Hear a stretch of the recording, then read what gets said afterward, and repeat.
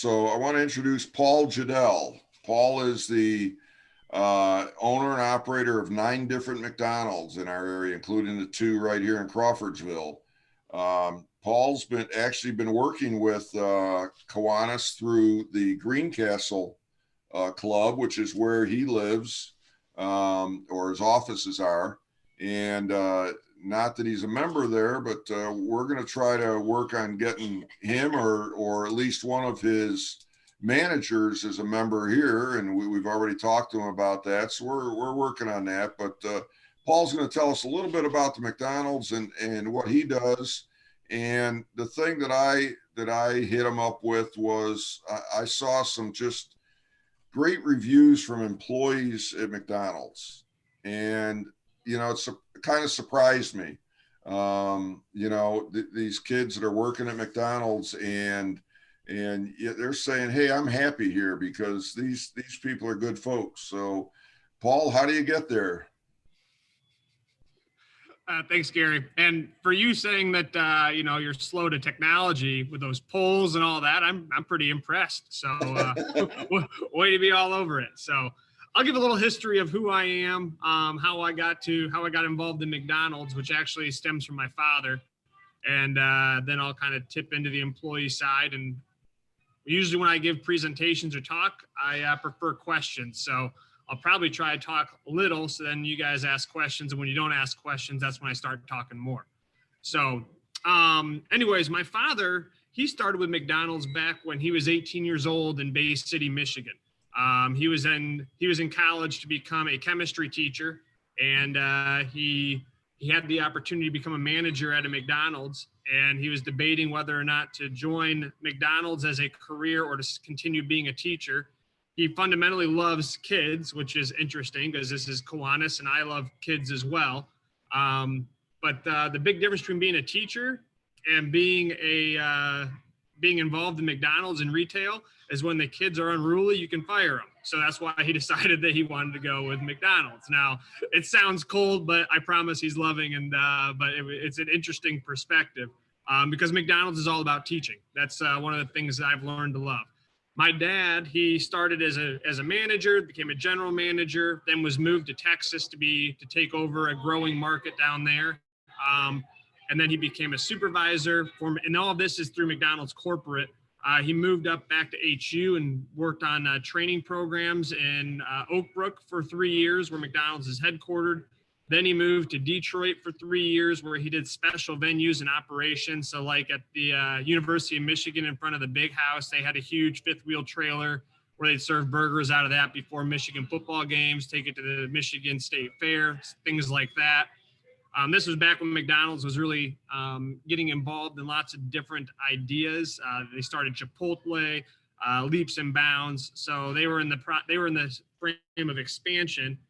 And then as soon as he was kind of in that role, they decided, wait a second, we're expanding too much. Let's really focus on burgers, shakes, and fries. So they started divesting. And as a result, then they changed the basically executive functions in McDonald's, and he was laid off.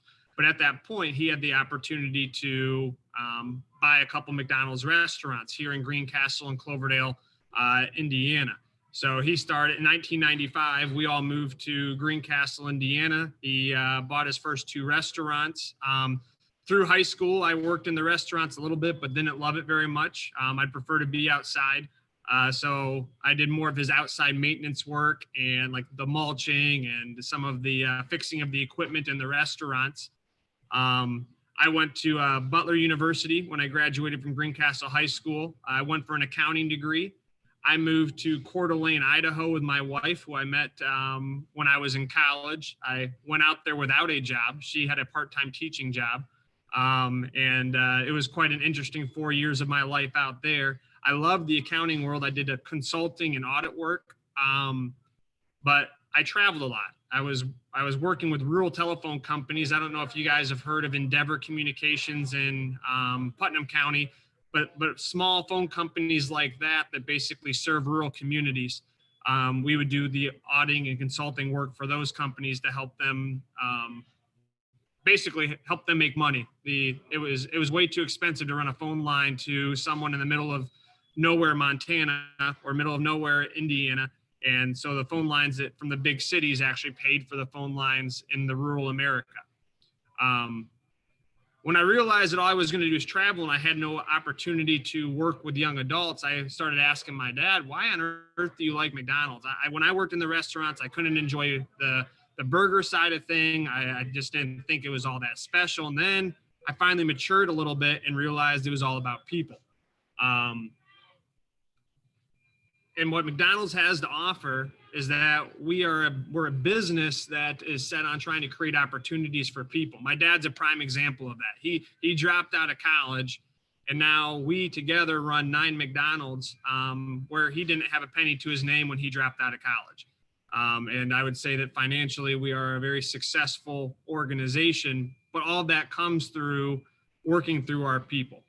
I joined McDonald's 8 years ago, started off as learning all of the crew positions in the restaurant again after leaving a very fruitful accounting career that I had. Became a general manager where you basically run the whole restaurant, supervised 3 restaurants. So in Crawfordsville, when we rebuilt Crawfordsville South, I don't know if you remember, the old building is basically held together by chicken wire and duct tape.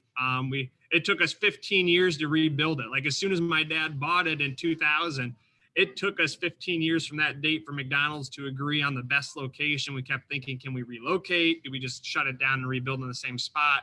So anyways, that was my opportunity to take something. And so I was able to help with the rebuild and then ran it from there.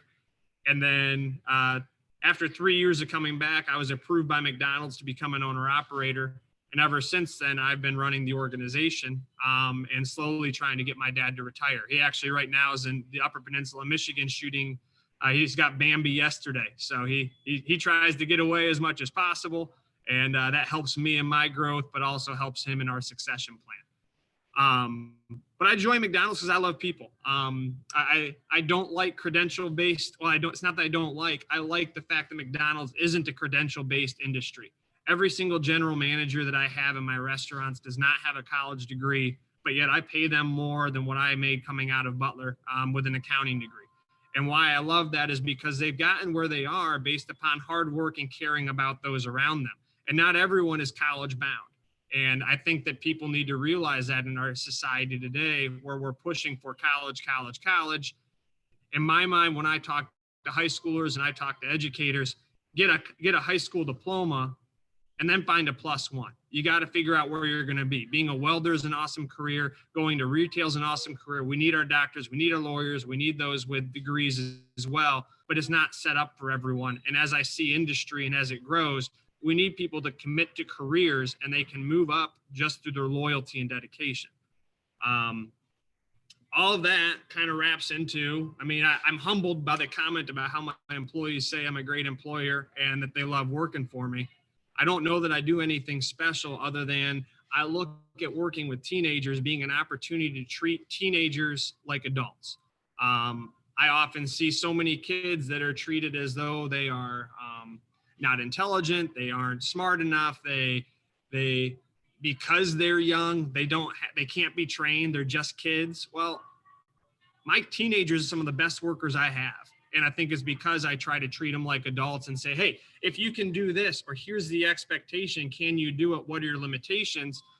They love being talked to that way. They love having their opinions matter. They love being consulted with. And I give them opportunity for growth as well. I put them in charge of training new people that come in. I'll have young folks that will run a kitchen. So I've got 17-year-olds in the evening that show leadership and say, hey, you call the shots back here. You put people in their positions. You tell people when to sweep, when to mop. You decide how much food we should have in our cabinet. And they love that because they're given a responsibility and they aren't always given that. And a lot of my employees, they aren't doing sports. They're not doing some of the extracurricular activities. And so McDonald's becomes their extracurricular activity, which is so critical for the development of young adults or anyone. You need to have that social environment where you have different walks of life. You have to work together as a team. You've got stresses, you've got wins. And that's one of the things that McDonald's has to offer. We've got great days and we have not so great days. But I think that helps people grow for what their future career is. I don't look at McDonald's as being the landing spot for most employees. I look at it as a springboard to wherever they're going to go. But the people that work for me, what I hope that they accomplish is they get to work with a lot of people. They're challenged. Work ethic is most important. They have to work hard, but they also get to experience wins and stresses, which is exactly what they're going to experience in any career that they fall into after they leave me. So how does all that occur? It just comes through trying to empower people. It's about the way that we try to talk to my employees. I try to make sure when I'm in my restaurants, I listen for the conversations. I listen for the way we talk. I try to coach my managers and leaders that we don't just tell someone what to do, give them a vision of what you want them to do, and then they'll make a decision. I want to teach my people to think. I don't want my people to always be in I call it wait to be told mode. I don't think that develops a culture of people thinking and feeling respected. And so when I have a restaurant that's really kicking and really doing a nice job and the employees are engaged, they're talked to as in, these are the expectations. How do you think you're going to get there versus go do this, go do that, go do this. And that creates two different, totally different cultures. So that's kind of in a nutshell of where we are. There's things that I try to do to also empower teenagers. I offer $2,500 towards college tuition every year, as long as they're an employee of mine. If they're working 15 hours a week on average, I give them $2,500 towards tuition. Trying to keep great students, and that's one of the things that we have to offer as well, is that we have flexible work schedules. Unlike a factory or other places, if you've got to focus on school and you only want to work 4 hours, well, as long as I've got the hours to give, I'm happy to give you the hours. I don't have mandatory overtime, but I'm happy to pay overtime to employees that want it. I realize that that's one of my biggest strengths, is the fact that I can be flexible and work with people's schedules, especially people that are young adults going to still finishing up high school or trying to get a college education at the same time. Or even I've had a lot of volunteer firefighters waiting for the opportunity to get on at a local fire station because there's such a limited industry to get into that they use me as their income, but then they also have the flexibility to build up their volunteer hours. I actually heard someone talking about that the other day. Said, remember how well you worked with my schedule? Well, now I'm a firefighter at Greencastle, and he was so thankful for the opportunity, but it worked out well for both of us. So I guess I'll stop there, see if there's any questions. Maybe you can prod me if there are things that you were hoping I'd touch on that I didn't. I know we spent a nice time chatting back in the restaurant a few weeks ago, and that was a great time too. So, right. How many people does it take to staff at a store? Depending on the restaurant, it will change. So Crawfordsville South, the one right in town, is my highest volume restaurant. I feel like I'm sufficiently staffed when I have 70 crew. That's a total team. And let's say on a Saturday when we're really busy, I will have anywhere between 15 and 20 people on the floor, from the shift manager, we call them fixed shifts, like doing maintenance, prep work. And then the rest of the team is focused on just taking care of the guest. So on a given day through the week, we'll probably have 10 to 12 people on the floor helping take care of guests. But 70 is my number that helps me. And I've got like the Brazil Pilot restaurant, which is my lowest volume restaurant. They've got a staff size of 40.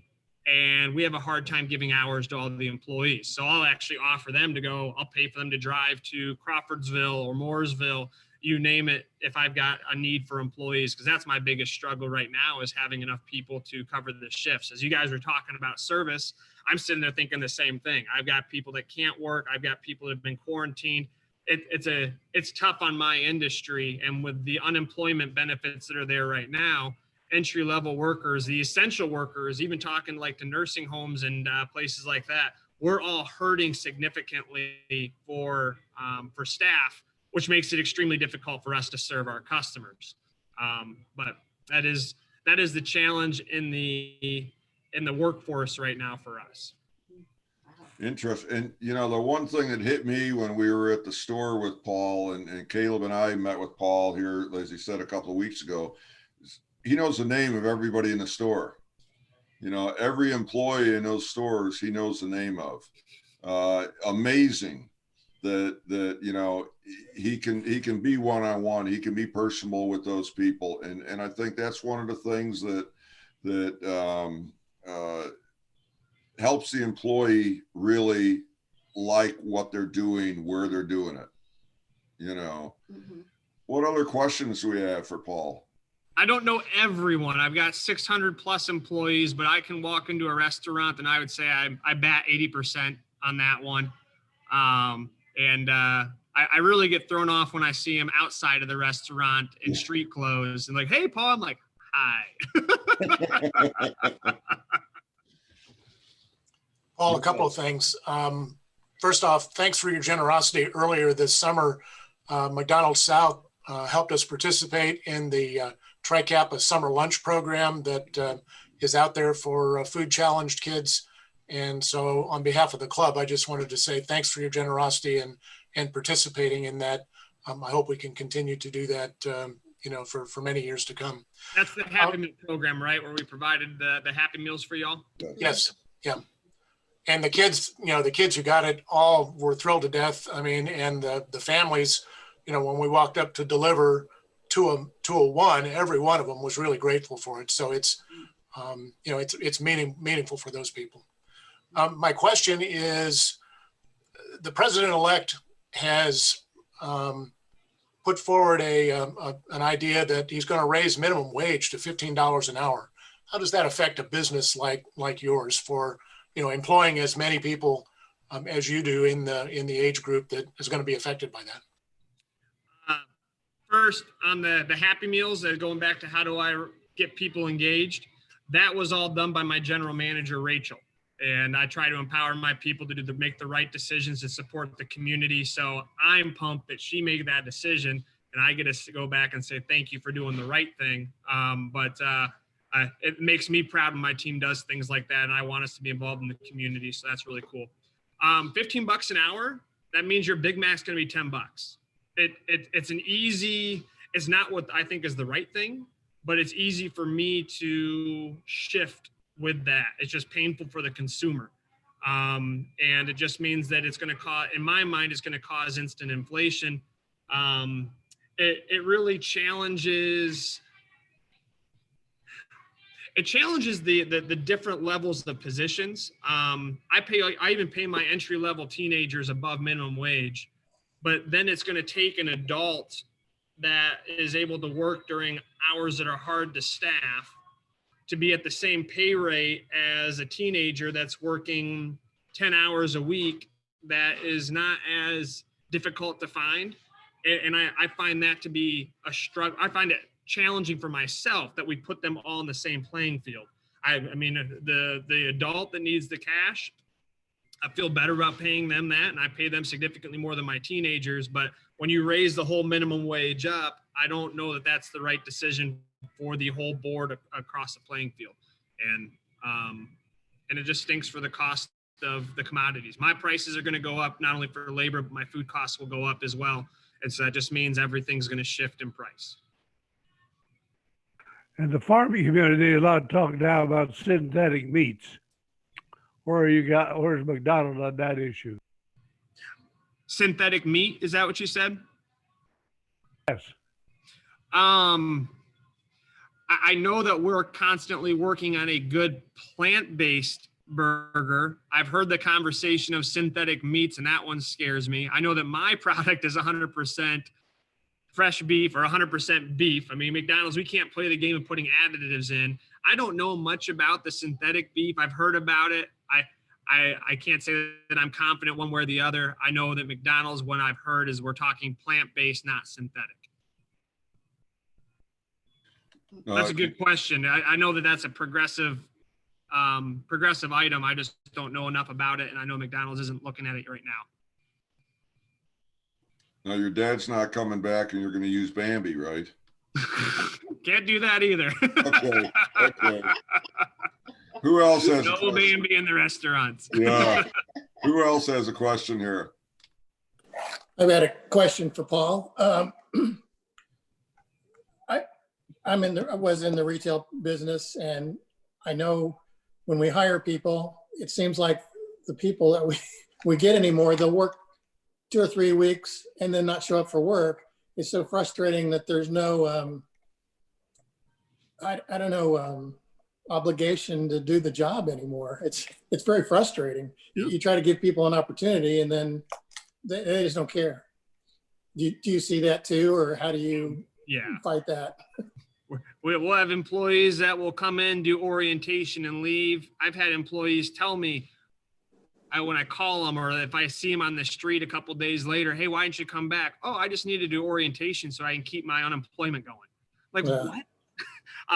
But yeah, I mean, it's unfortunately a real issue. But that's where the opportunity is created for those that are loyal.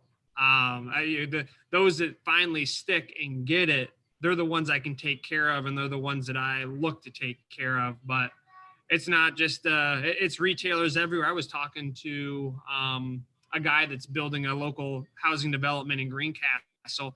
He's paying builders $20-$30 an hour, and those kids will leave too.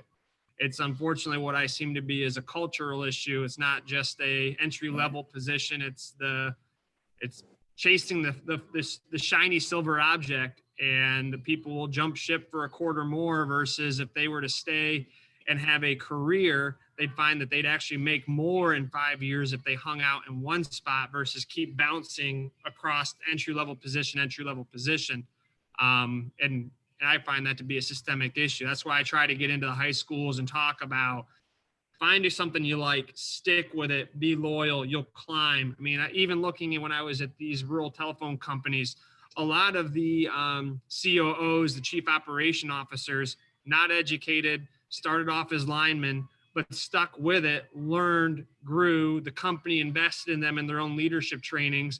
And now they're the head honcho at these buildings or at these companies, but it took years. And I'm sure a lot of you have very similar experiences yourself and got to where you are based upon that type of work ethic, as well as loyalty to be able to say, I'm going to make this work. I just got to be patient. And if I commit to doing my part, I'll come out ahead as I continue to progress myself. But I just don't think there's enough patience in our younger generation. And I'm part of the younger generation. I'm 37. I'm the very beginning of the millennials, although I don't act like one. So it's funny hearing people talk about, oh yeah, you definitely one. I'm like, no. And I'm a little more traditional, but I blame my parents for that one in a good way. I've got other questions too. I've been in retail all my life, and I'm in the pharmacy business. Okay. And I've always hated McDonald's because they had the drive-up window. Okay. And then customers expect that, and putting a drive-up window in a pharmacy is horrible. But it creates this demand by the customers, like, oh, I can get it 5 minutes at McDonald's. Why is my prescription taking so long? And they don't understand the flow of things. But as a society, it's frustrating to work with the customers sometimes anymore. That, used to be grateful and patient, and now they're just kind of mean. But of course, with the COVID now, drive-ups and things are essential. I didn't really even like going through drive-ups for McDonald's and stuff. I'd rather go in and talk to somebody. Yep. But now with COVID, it's actually essential. But the other impressive company that I see out there, and you guys do a great job too, but Chick-fil-A, they should be doing COVID testing. I mean, they have a system of moving people through. It's just unbelievable. They have the iPads out in the parking lot and taking orders in advance. And, I know that's easier to do in the warmer months. I don't know what they're going to do in the winter, but their parking lots are just full. It's amazing. They've definitely figured it out. They've got some things going that I wish that we could do. Back when McDonald's started, we had a very, very limited menu and very few proteins to cook. Now we have a lot more proteins to cook, and therefore, if you have more proteins to cook, you're going to do one thing: you hold it for a long time, and that's not a good thing. Yeah. Or you're kind of cooking a little bit more to order, which gives you a higher quality. And Chick-fil-A has it just figured out. They've got the right number of proteins to be able to cook enough, because they cook a lot. I mean, if you're if you ever get a chance to go in and watch them cook, I mean, they cook as much as we do, but their product holds well and they serve a lot because they're busy. And so they've got a really good niche on it. It's interesting being a McDonald's operator, our technology, you'd think McDonald's would be on the cutting edge of technology. We're just now rolling into Windows 10 inside the restaurants. So we're always like 3 steps behind on the latest Windows because it takes so long for them to get everything developed to get to 14,000 restaurants in the US. And so even our technology limits our ability to pull off some of the things that Chick-fil-A has figured out. I mean, it's one of my complaints as an operator, but at the same time, I still do quite well, and fortunate for the model that I have. But yes, Chick-fil-A they've got a really unique setup, and I know that my uncle actually tried to become a Chick-fil-A operator, and the application process is absolutely astounding. I mean, they have to go through 6 months of applications, or 6 tiers or something like that, and then they will limit the number of restaurants you have. I mean, just their structure is very interesting compared to the way McDonald's is structured. But yeah, it frustrates me, but they do a good job. Does the operator have to provide the real estate? No. So McDonald's owns the real estate on every single location, or they own the lease. So they own the building and they own the real estate. I basically lease the land off of McDonald's, and it's based upon a percentage of every dollar I bring in. McDonald's has a model of what their rate of return is going to be on every piece of real estate that they have. And then anything above that base, they call it a base rent, then the McDonald's wins, and the base rent is covered through sales. And so, if I have $100 in sales, a percentage of the $100, anywhere between 5 and 12%, depending on the restaurant, goes back to McDonald's. That's why you'll hear them say McDonald's isn't a hamburger business, it's a people business, and it's a real estate business. Anybody else? Good questions. I like this. Yeah. Just out of curiosity, what menu item do you sell the most of?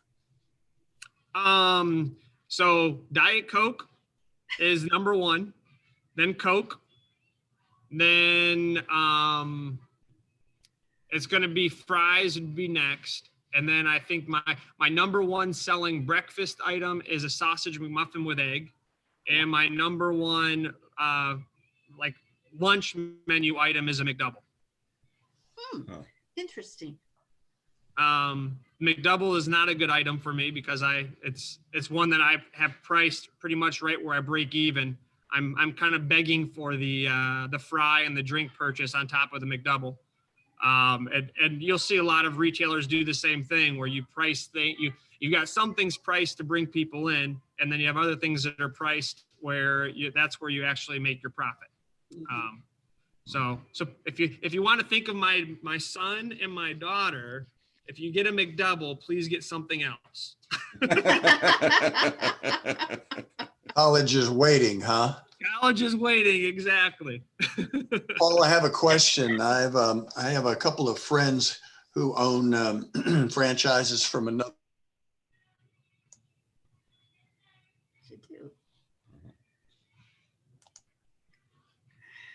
Some of the current $15 an hour legislation that simply they would take the employees and move everybody down to 30 hours a week to get around some of that legislation. Has there been any conversation about that? You cut out for a little bit, but I think I got the gist of the question. I don't limit hours to 30 hours a week. If I've got folks that want to work, that means that if they want to work more than 30 hours a week, they're productive employees, and those employees in my mind are worth paying the benefits to. So I offer health insurance to my crew that work that. I don't try to play the game of limiting the hours. Even with the current legislature, I don't see myself changing that. I'd rather run that through menu prices to make sure I can still have the same mentality on employment. and taking care of my employees. But I know that different retailers are doing different things. But that's one that I think I'll be okay with. Well, that's a long-term view, and I certainly appreciate that on your part. Anybody else? It's tough. It's a tough one to, I mean, you have to just try to figure out how you make the model work. But I mean, when you're battling for employees and always looking for employees, I think playing the game of limiting the hours is just a tough place to be, because I think then the employees see I don't want to say it's a game. It's just that I've had many employees leave to go to Walmart to come back because they were capped on hours and say, well, I know I have to work more to make the money here, but I also feel like you're willing to give me everything that I asked for. And that's worked out well for me. Good. Well, just some other exciting news that Paul is offered to work with us to help with our pancake day. And we're really excited about that. I tell you, without having a pancake day this year, it was really, really tough. But Paul is going to work with us to have a pancake day with McDonald's. So we're really looking forward to that. We're gonna continue with that. And of course, we will hit Paul up for some more stuff once in a while, and his managers here. So we'll work on that. I do have one question, since I didn't know that you spent time in Coeur d'Alene, but how many times did you hit the floating green? I played the course once, I hit it once, and I was done. Okay. Now let's be honest. I hit the floating green. I didn't stick it on the green. I might have been in the red geraniums beyond it, but I was just thankful I got the ball there. So I did. Like it was interesting when we moved out there. My wife's family, they own a car dealership up in Michigan. They have more boats personally than they have cars. So they're all a big boating family. When we moved to Coeur d'Alene, we bought a boat before we bought a house, very financially, upside down, but my wife knew I'd buy a house because I want a garage to put the boat in. Anyway, long story short, you could take the boat right next to the floating green, and I would jump off the back of the boat, dive down, and pick up the golf balls that people would miss. And so that's where I get all my nice Titleist balls, was you just dive down and wear a mask and get 5 balls, come back up, and you never had to buy a nice golf ball ever. For those of you that don't know, there's a beautiful resort out there, and they have this golf course there that has a floating green that they can actually pull in or out, and they move it almost on a daily basis. So you don't get used to hitting the green all the time. So it's a lot of fun. If I remember right, there's a boat that takes you back and forth, and I think you just push a button and it follows on a cable. And so it just takes you there to the other side. You do your business on the green, you come back, but it's a really, really neat golf course. Yeah, it is. But well, thank you so much for talking to us today, and we really are excited about working with you and working with your organization to help the kids in Montgomery County. So we'll be talking more, I know, and looking forward to all of that. Just to follow up on a couple of questions, something about the toys. Is there any parameters or what kind of toys in age of children that we're doing for our toy event? We have kids up to age 16. So any kind of toys from 1 to 16 or 0 to 16 they need. So I think, who asked that? I don't know, somebody asked that in here. Any other comments or anything for Paul? Anything else? Okay, I do appreciate it. Our next meeting will be December 3rd. We will not have one next week, of course. Our speaker will be Paul Miller, the division chief of the Crawfordsville EMS. So it's Andy's month in December. You know, he always gets December. So December 3rd will be Paul Miller. December 10th will be the mayor. December 17th, we're still trying to work out. That would normally be the day that we do the kids thing with Santa. So we're not sure exactly what we're going to do there yet, but we're working on some ideas there. So wear your mask, stay safe, have a happy Thanksgiving. And just the quote of the day, it's not what we say about our blessings, but how we use them. It's the true measure of our Thanksgiving. So everybody have a great Thanksgiving. Enjoy it. And Paul, thanks again. And we'll be talking. Very welcome. Happy Thank you Thanksgiving, all. everyone. Happy Thanksgiving. Same to you. Program.